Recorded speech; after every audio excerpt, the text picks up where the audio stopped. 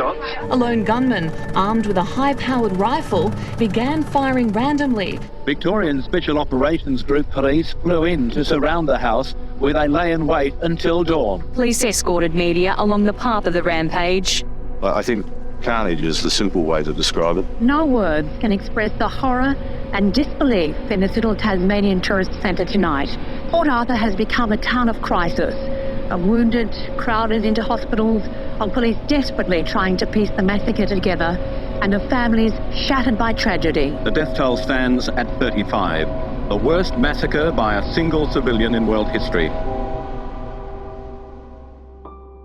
Local chemist Walter Mikac suffered most from Sunday's unthinkable tragedy.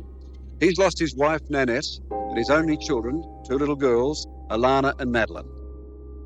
Like in an afternoon, my whole life has been erased. In some ways, I wish that I had been there as well, because I find it hard to think of any reason to really be here.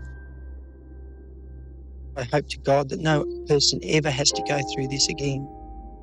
A simple cross made of hewn pine bearing 35 names. There released 35 white doves for 35 lost lives. Do not take your partner for granted. Do not take your children for granted. Do not take life for granted. And most importantly, do not take tomorrow for granted.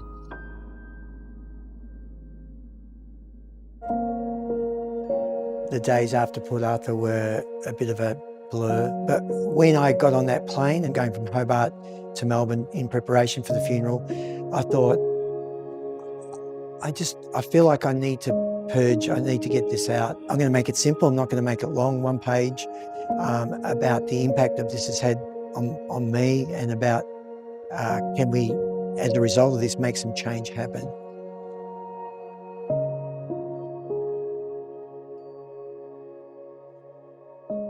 I will not retreat an inch from the national responsibilities I have in relation to this whole issue, not an inch. The trauma that first responders in uniform and the helicopter pilots, the nurses, everyone on the scene, all the victims, was significantly more than us. You know, the 2 police officers from Tasmania that were pinned down on their way down there, huge trauma for them. Walter lost his whole family, but all the other people lost family members and brothers, sisters, fathers, mothers, you know, sons and daughters.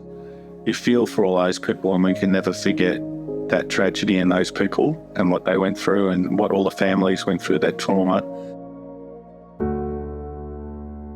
The longing to see them is no different today as it was the day after. I just will say to them, I really just want to give you a hug, and hopefully one day I'll get the chance to do that. Don't take the people around you for granted. Don't take today for granted. And most of all, don't take tomorrow for granted, because no one's assured that we'll be here tomorrow, and to make the most of each single day.